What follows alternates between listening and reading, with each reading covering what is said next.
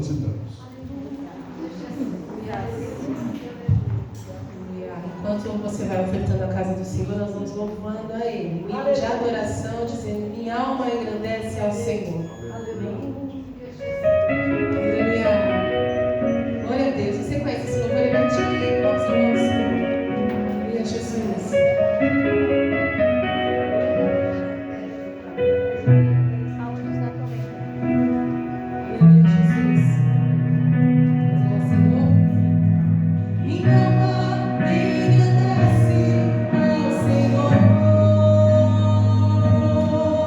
Meu espírito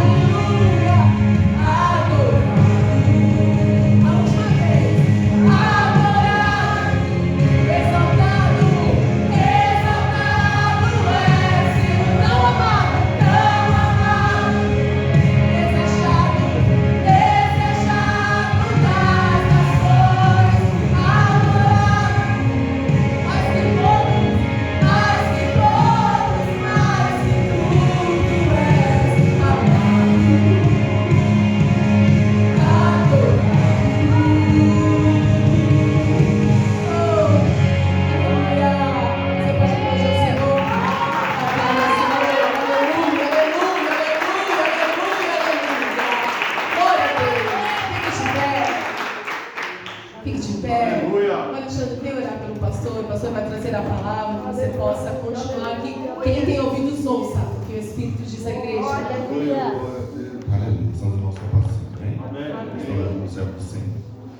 Altíssimo Deus, celestial Pai, mais uma vez aqui na tua presença, Senhor. Vamos apresentar o teu servo nas tuas mãos. Coloca, Senhor amado, agora a palavra na mente dele, para que venha falar com cada um de nós, Senhor amado. Para que a tua palavra entre no nosso coração, Senhor, e venha nos dar ensinamento dos altos céus, em nome do Senhor Jesus. Amém.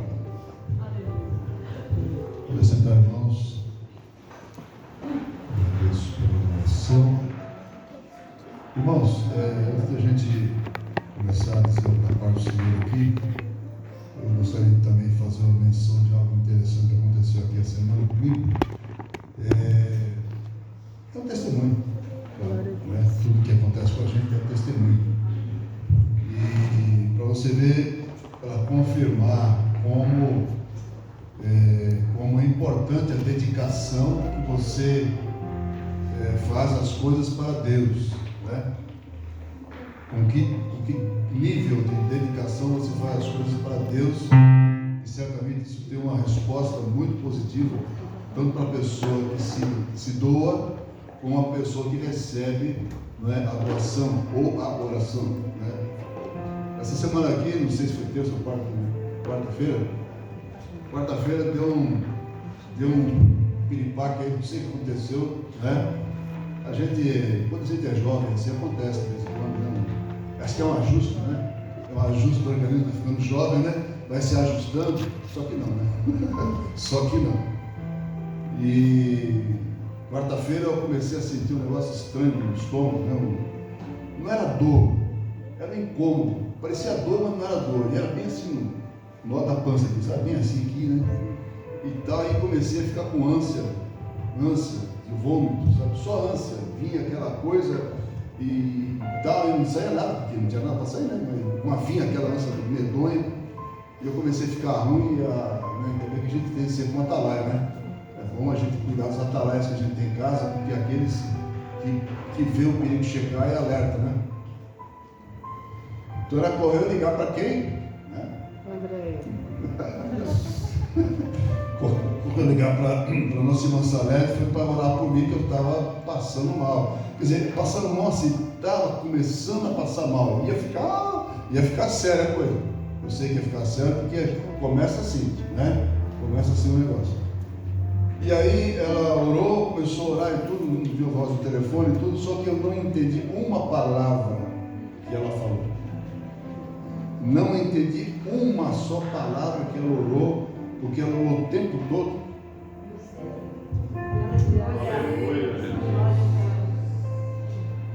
Eu já vi ela falar em muito mistério, mas tinha uma entonação diferente.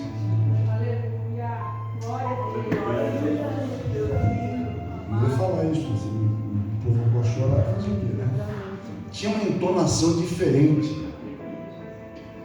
uma entonação de autoridade, uma entonação de... Não sei nem explicar.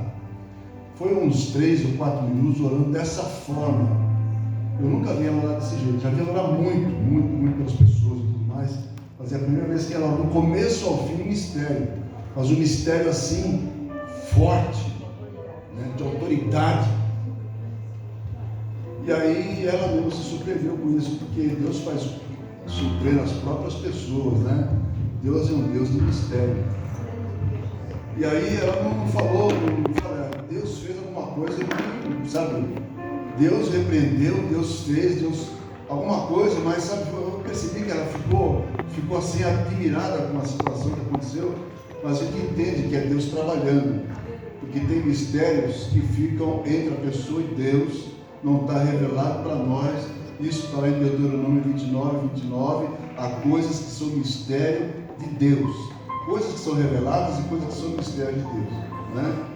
Então, irmãos, foi isso que aconteceu. E eu me deitei no sofá lá, fiquei na hora despedido do trabalho, me deitei no sofá, me espichei lá e tal, e ela ali, só orando, só intercedendo, né? Porque a Sarah orou, mas ela continua intercedendo, e E foi passando, e acabou. Passou. Não sei, aquele dia me deu fome, sei lá, só fui comer à noite um pouco, tudo. Mas não era algo de estômago, isso era problema, eu tenho certeza do que era, não é? E vocês que sabem também, eu não vou mencionar isso para não dar ponto, né? E era coisa maligna, essa coisa maligna que ia realmente trazer alguma consequência difícil para mim não, né? Porque se eu partisse, com o Senhor, eu tenho certeza, pode ser que eu seja até preso no Souza e falar, eu vou para o Senhor, eu não sei se eu estou pronto ainda, né? Deus é que sabe, mas as consequências para quem fica, né? Quem vai, foi, acabou, mas quem fica, o problema é para quem fica, né? Então Deus é misericordioso e eu agradeço de público a Nazaré pela dedicação que ela tem com as coisas do Senhor. Isso faz toda a diferença no teu ministério, toda a diferença no teu ministério. Não é fazer, eu vou quando dá, hoje eu tenho um compromisso, hoje eu vou sair, hoje eu vou não sei o quê. Não, irmão, sabe? Você tem um compromisso fundamental, primário, um compromisso primário que é servir a Deus. Ponto final. Se sobrar tempo, você faz o resto, né? Então é isso, quando você se dedica ao Senhor com inteireza no coração, as coisas acontecem. É claro que isso repercute em bênção para quem se dedica, em bênção para quem ora também, não é? Por isso que você vê ela sempre alegre, sempre feliz, não importa a situação que esteja, isso é Deus cuidando dela também, não é? Então eu agradeço a Monsalete pela dedicação que ela tem com a obra do Senhor e conosco, comigo especialmente, né? Em nome de Jesus, muito obrigado.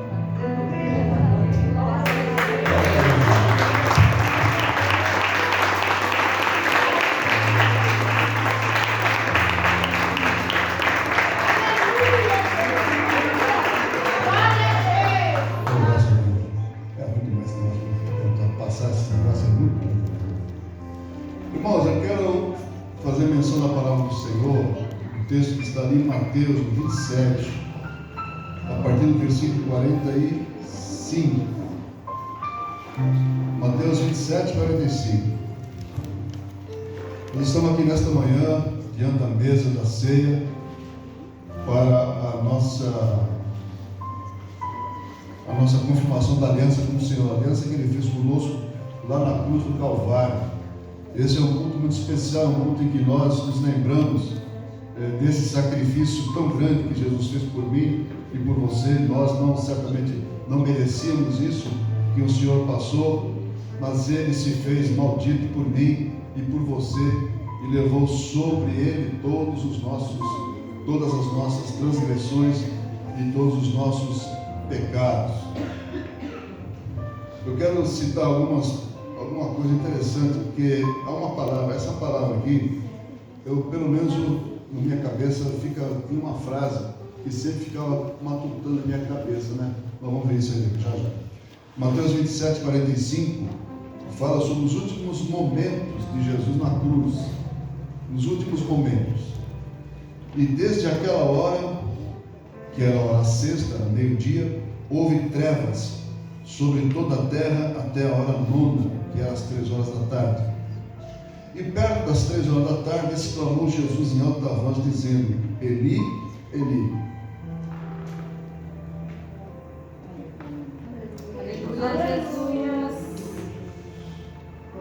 Lema sabachthani, isto é, Deus meu, por que me desamparaste? E alguns dos que estavam ali ouviram isso diziam: Ele chama por Elias. E logo um deles, correndo, tomou uma esponja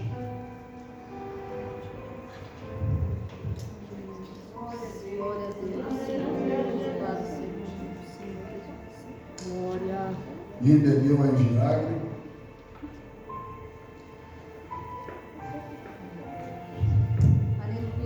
pondo-a numa cana de árvore de beber. E outros, porém, diziam: Deixa, vejamos se Elias vem livrá-lo. E Jesus clamou outra vez com grande voz, entregou o Espírito. Deixa eu ver aqui.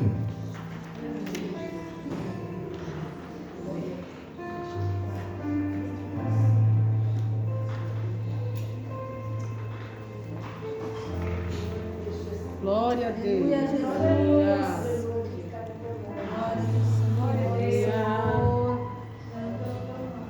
Eu já li tantas vezes esse texto. Já li. Eu fico perguntei.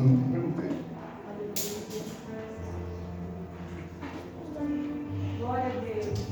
Glória a Jesus. Glória ao Santo nome do Senhor.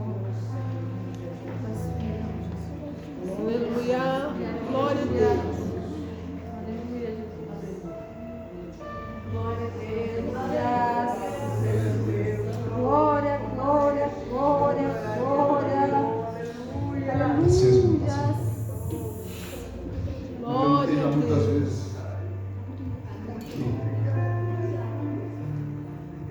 Por quê? Que Deus desamparou Jesus? O pior momento da sua vida. E a gente fica pensando.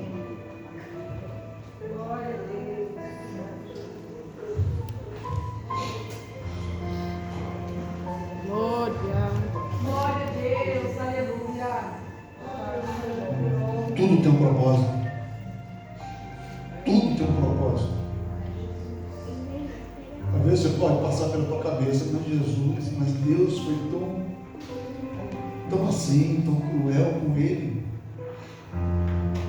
Deixou ele ali desamparado, porque Jesus se sentiu desamparado. Ele falou, por que me desamparaste? Então a gente fica pensando, mas por que Deus fez isso? Sendo Jesus o seu único filho, sendo Jesus alguém muito especial para ele. E Jesus era especial para Deus, muito, sempre foi e continua sendo. E aí a gente fica pensando, mas por que Deus fez isso? Né?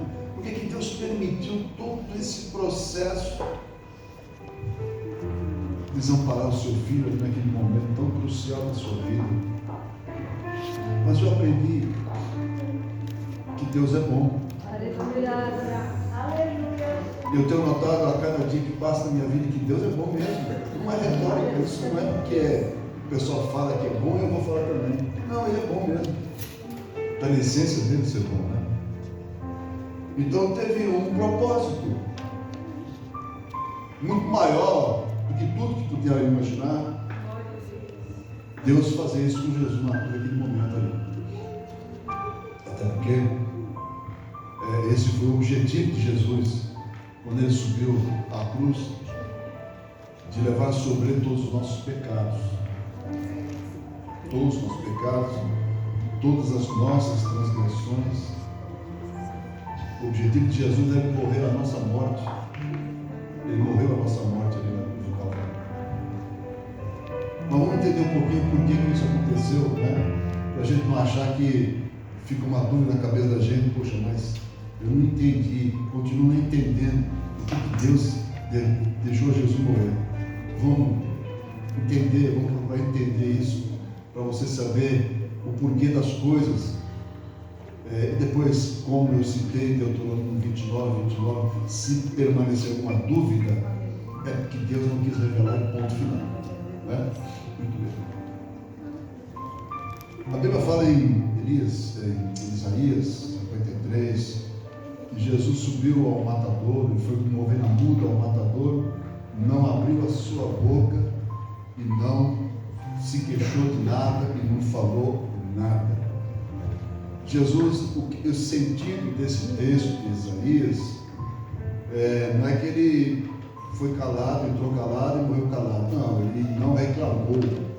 O sentido dele não, como ovelha muda, foi ao matadouro, significa que ele não se queixou, que ele não reclamou, que ele não blasfemou, que ele não esperneou, né? Tudo isso que quer dizer.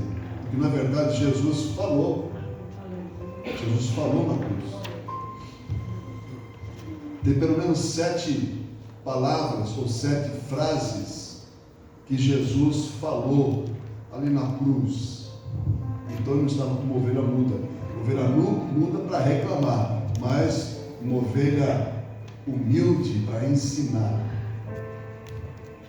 A primeira palavra que Jesus falou na cruz foi quando ele foi pregado. Ele disse: perdoa-lhes, Senhor, os seus pecados, perdoa-lhes, eles não sabem o que estão fazendo. Essa foi a primeira palavra que Jesus falou. Quando Jesus foi colocado na cruz em pé, ele foi colocado entre duas outras pessoas que estavam ali crucificadas também, dois malfeitores, um à direita e outro à esquerda. E diz a palavra que um deles, da direita, não parece, ele pediu para o Senhor para ter misericórdia dele. E a segunda palavra que Jesus falou na cruz do Calvário, disse assim: ainda hoje estarás comigo no paraíso. A terceira palavra que Jesus falou estando na cruz foi quando ele, olhando para a multidão que estava ao redor dele, viu a sua mãe ali, Maria, com alguns dos seus discípulos ali, e ele disse a João: João, eis aí a tua mãe, cuida dela.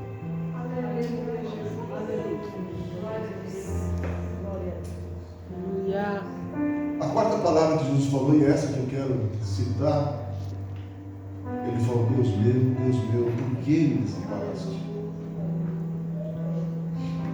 A quinta palavra foi: tenho sede.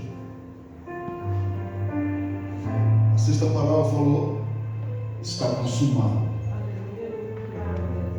E a última palavra que Jesus falou na cruz falou: em tuas mãos entregue isso.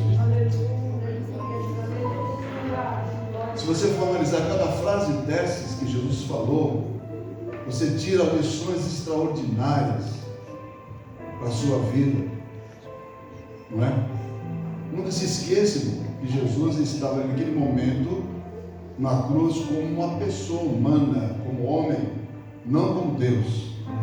Porque como Deus ele não ia morrer, não é verdade? Como Deus não ia, sabe, aquilo para ele não era nada como Deus, mas ele precisava passar por todo esse processo como uma pessoa humana, 100% humano.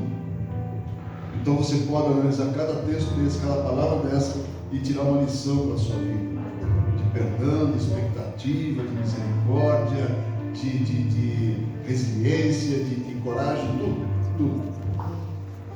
Bom, mas eu quero me ater então à quarta frase, à quarta palavra de Jesus, que foi essa que ele pronunciou quando o sol sumiu do céu, tudo escureceu, ficou, e não era nenhum eclipse, né? A ciência nos pode dizer que era um eclipse solar, não sei o que fez uma sombra do sol, nada disso, não existe registro astronômico lá na história que aconteceu um eclipse naquele momento, não existe isso. Foi justamente o momento da separação de Deus de Jesus. Quando Deus se separou de Jesus, ao meio-dia, toda a terra escureceu, virou uma escuridão, como se a luz do universo apagasse. E foi nesse momento que Jesus se sentiu só. Mas vamos voltar um pouco aqui no assunto. Jesus ele foi crucificado, ele morreu por causa dos nossos pecados. Existem três opções ou três fatos acerca do pecado para você poder entender a gravidade disso. Começamos pela morte dos animais. O primeiro sacrifício de animal foi lá com Adão e Eva no Éden, quando eles mataram os animais para tirar a pele, para fazer roupas para si, porque eles já haviam pecado. Adão e Eva haviam pecado e achavam-se nus. Eles pecaram um pecado de desobediência, que está em Gênesis 3, 21, que eles se cobriram com peles de animais depois. Então, o primeiro sacrifício pelo pecado foi através de um animal, de animais. Mas em Hebreus 10, versículo 4, diz que é impossível que o sangue de touros e bodes remova os pecados. Você conhece toda a história da igreja, você estudou, você já ouviu muitas mensagens, você sabe que existia na tradição judaica, lá na liturgia judaica, dos judeus antigos, os hebreus, o sacrifício dos animais para expiar os pecados do povo, não é? Uma vez por ano o sacerdote tinha lá um culto especial disso, e ele pegava um animal, um bode, e impunha as mãos sobre a cabeça do bode e determinava ou enviava ou mandava todos os pecados do povo em cima do bode, na cabeça do bode, e depois soltava o bode no deserto, como se estivesse levando os pecados, e o povo se regozijava porque um animal levou os seus pecados. Essa era uma tradição, não é? E o escritor dos Hebreus disse que isso não funcionava. Não funcionava porque no dia seguinte o povo estava tudo pecando de novo. Tudo pecando de novo. E eles estavam criando um outro bode para o próximo culto e assim por diante. A nossa própria expiação, o nosso próprio, se você quer morrer pelo seu pecado, também não funciona. Existem na história esses ativistas, não é? Ou esses caras meio doidos por aí que se matam. Antigamente tinha mais disso, hoje não tem tanto disso. Se mata, se incendeia pela causa, né? Ou pelas coisas, como se isso fosse trazer algum benefício pelas pessoas, ou por ele próprio, como se fosse uma purificação própria. A palavra diz que também isso não funciona. Em Ezequiel 18:20 fala: a alma que pecar, essa morrerá. Ponto. A alma que pecar, essa morrerá. E a consequência do pecado não é apenas uma morte física. Às vezes a pessoa se mata lá, por causa disso, porque eu fiz errado, vou matar, vou me suicidar. A consequência maior é a morte espiritual. Essa é a consequência maior do pecado, é a morte espiritual. Então, baseado aqui nesses 3 fatos acerca do pecado, nós vamos entender mais ou menos o que aconteceu naquele momento da cruz do Calvário. Jesus não tinha pecado, não tinha nenhum, absolutamente, nem como homem. Nem como homem ele tinha pecado. Olha só que coisa interessante. A pessoa já nasce pecando, né? Mas Jesus nasceu sem pecado. Não tinha pecado nenhum. E nós sabemos que o pecado nos afasta de Deus, não é verdade? Não tem acordo, irmão. Você pecou, você está afastado de Deus. Você pode achar que, não, eu vou orar, eu vou fazer isso, vou fazer aquilo e tal, mas você pecou, então houve um afastamento de Deus. Isso aí é ponto pacífico, não tem como, não existe maneira de você se reconciliar com o Senhor até esse momento de Jesus aqui, né? Não existia maneira. Então a alma que pecar, essa morrerá. Então como é que a gente podia fazer se Jesus não pecou? Como é que Jesus podia morrer se ele não tinha pecado nenhum? Como é que ele podia remir o nosso pecado? E Deus estava com ele ali, todo momento Deus estava com ele. Então houve necessidade, olha só que coisa profunda, houve uma necessidade de Deus se afastar. Percebe isso? Houve uma necessidade de Deus se afastar de Jesus, para que todo o pecado da humanidade recaísse sobre ele, para que o que ele estava fazendo ali fosse consumado.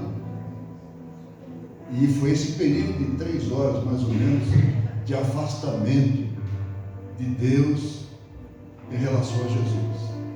Houve trevas sobre a terra, a escuridão, geralmente a escuridão sempre assombra as pessoas, e Jesus, na situação que ele estava ali, combalido, fraco, machucado, tantas coisas que passou ali, humilhado, não é? Humilhado, escarnecido. Imagina a situação dele como homem, nessa situação, ainda ter se sentir abandonado por Deus.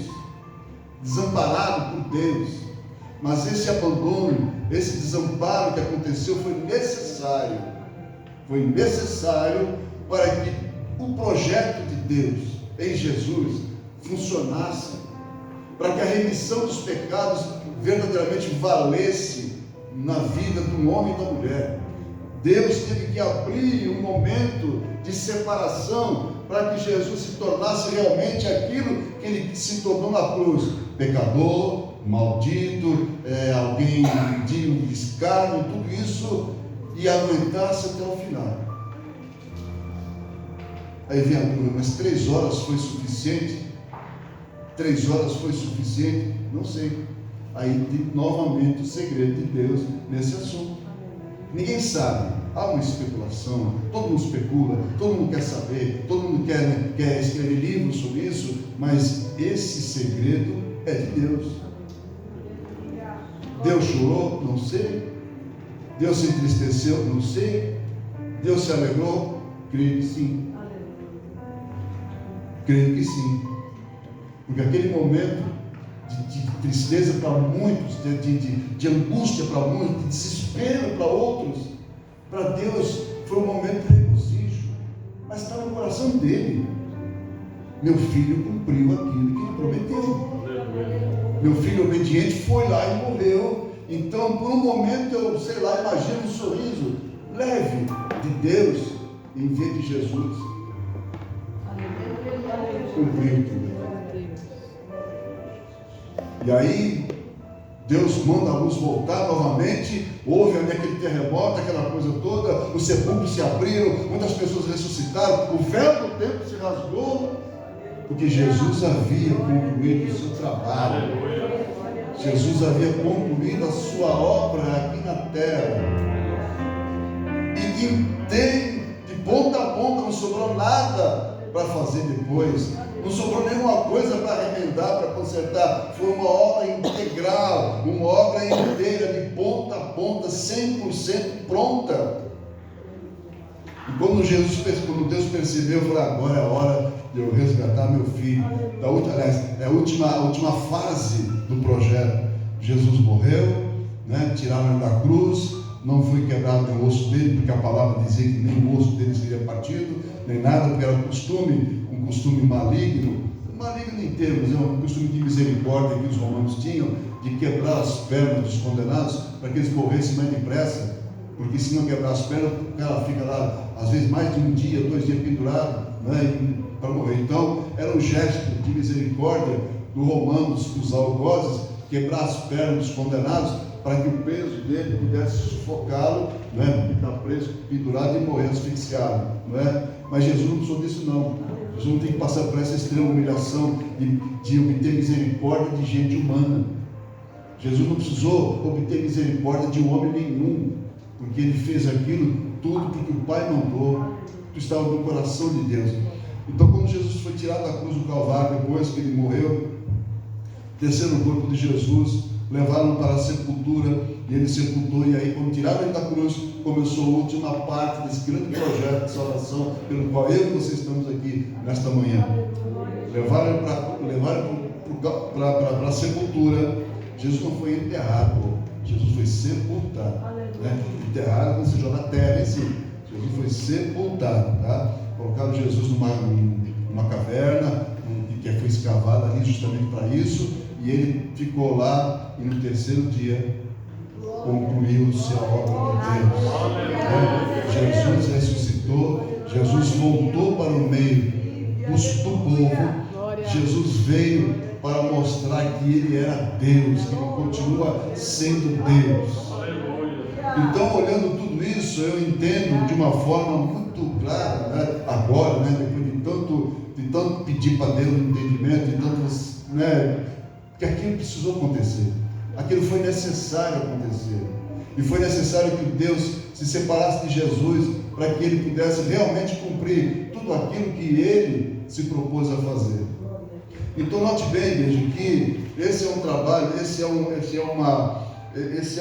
algo que Jesus fez, que merece de mim, de você, toda toda honra, toda dedicação e todo respeito, sabe? E merece ser divulgado, merece ser falado. E quando eu pecar, você pecar também, que eu e você pecamos o tempo todo, vamos nos lembrar que esse pecado, que parece pequeno, parece nada, para Deus foi muito, tanto que Ele mandou, teve que separar de Jesus, para que esse pequeno pecado pudesse ser remido, pudesse ser tirado da nossa vida. Percebe? Então vamos a perceber do grande sacrifício que Jesus fez por mim e por você no Calvário. Não vamos ficar dando espaço para o inimigo, para ele poder fazer a gente pecar. Ah, hoje é cinema, hoje pode, ontem não podia, porque hoje pode, irmão. O pecado sempre foi pecado e vai continuar sendo pecado. Vai continuar sendo pecado. Não tem essa de modernismo. Deus não se moderniza. Deus é o próprio modernismo. Ele é o mesmo sempre, não é? O pecado que Deus achava lá atrás, no começo da fundação do mundo, ainda hoje é pecado. O homem que quer acomodar situações para acomodar a sua vida para o seu bem-querer, para a sua boa vontade, não é? O egoísmo humano é muito triste, é muito perigoso, inclusive. Aliás, é o último inimigo a ser vencido. Olha só como é que é a coisa. Os crentes, por exemplo, estão meio batendo cabeça, sabe? Porque estão dando espaço para coisas pecaminosas, estão dando espaço para coisas erradas, achando que Deus não está preocupado com isso. Quando, na verdade, o que nós fazemos, né? Quando eu faço alguma coisa que eu gosto e Deus não se agrada, eu estou agradando o meu ego, a minha vontade. Não é vontade de Deus que eu faça isso, não é vontade de Deus que eu faça aquilo. Se eu faço e eu acho que isso não tem nada a ver, e a sociedade acha que isso não tem nada a ver, eu estou satisfazendo o meu ego. A sociedade está satisfazendo o seu ego. Você percebe? Quando se cria leis para proteger certos assuntos, certas coisas, isso é a sociedade querendo ser moderna, é a sociedade querendo massagear o ego do povo. Com que sinal, com que intuito?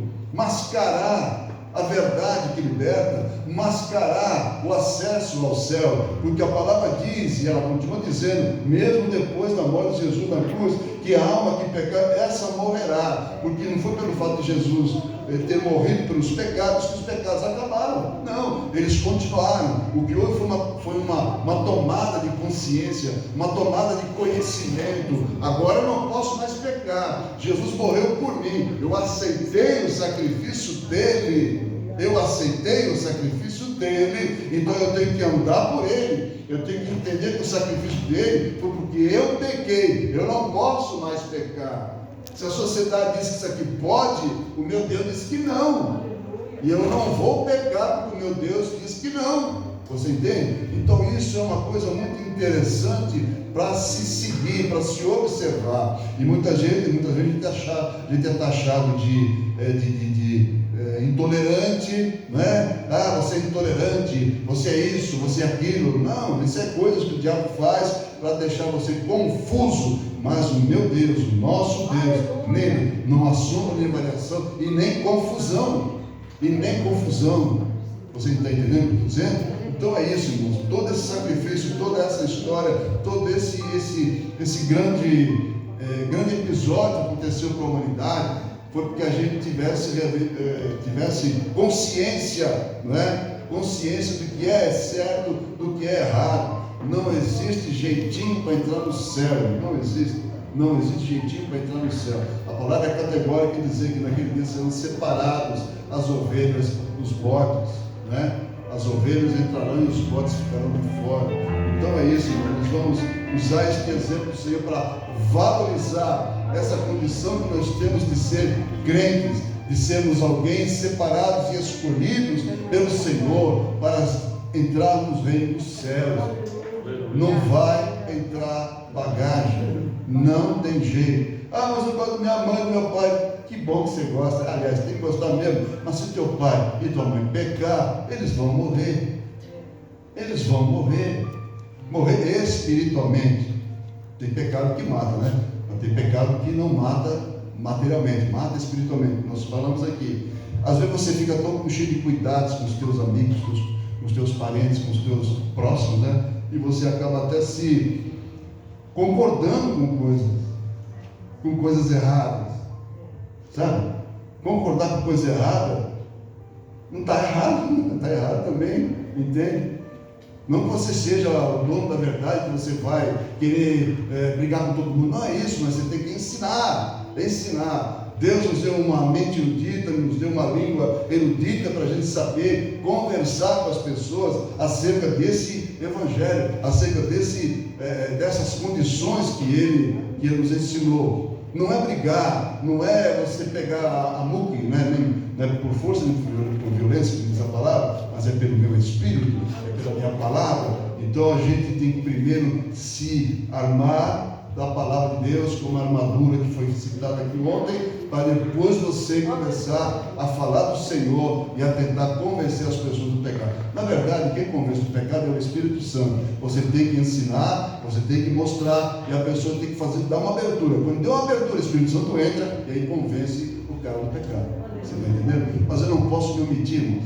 Nós não podemos omitir. A sociedade busca, não é, impor isso para nós todos, certas coisas, certos assuntos, mas Deus é um Deus que não muda e nem vai mudar, e Ele vai nos dar estratégias para a gente poder fazer a obra dele, né? Efésios capítulo 1, versículo 7 diz: temos redenção pelo seu sangue, a remissão dos pecados, segundo a riqueza da sua graça. Segundo a riqueza da sua graça. É inesgotável. A riqueza do Senhor, a graça do Senhor é inesgotável. Por isso você deve amar o pecador, não jamais o pecado, para que o pecador alcance a graça que você um dia alcançou, para que o sacrifício de Jesus, para aqueles momentos terríveis que Jesus passou na cruz, possam ter valido a pena na sua vida e na vida dos teus. Amém? Irmão, que essa palavra fique verdadeiramente gravada no teu coração, e que se você, como eu, tinha alguma dúvida, por que Deus desamparou Jesus naquele momento principal, veja que foi por um bom motivo, foi o motivo pelo qual você está aqui. Aquela situação de você ver alguém sendo sacrificado, te causa, sabe, muita piedade, muita dó, digamos assim, muita angústia, mas o resultado daquele sacrifício nos traz algo especial, nos trouxe algo especial, e esse algo especial nós estamos vivendo hoje, que é a presença de Deus, a presença de Jesus na nossa vida, é nós estarmos em comunhão, estarmos preparando para entrarmos com Ele na eternidade. Esse é o objetivo final da obra de Deus para nós aqui na terra, entrarmos junto com Ele lá nas bodas de Canaã da Galileia. Canaã celestial. O boda da Galileia já passou muito tempo, né? Então nós estamos nos preparando para isso, e que você possa ter compreendido essa palavra, e peça a Deus, né, entendimento e sabedoria, porque às vezes as pessoas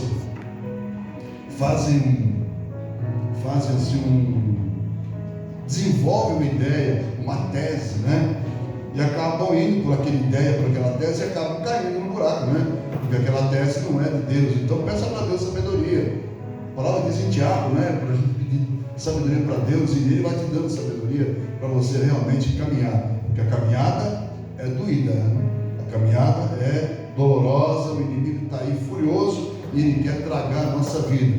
Então, Deus, através de Jesus e do Espírito Santo, certamente vai nos orientar, nos ensinar, para que a gente continue essa caminhada até a gente ser arrebatado pelos altos céus. Amém? Deus possa te abençoar, que essa palavra possa ficar no seu coração. Amém? Dê uma salva.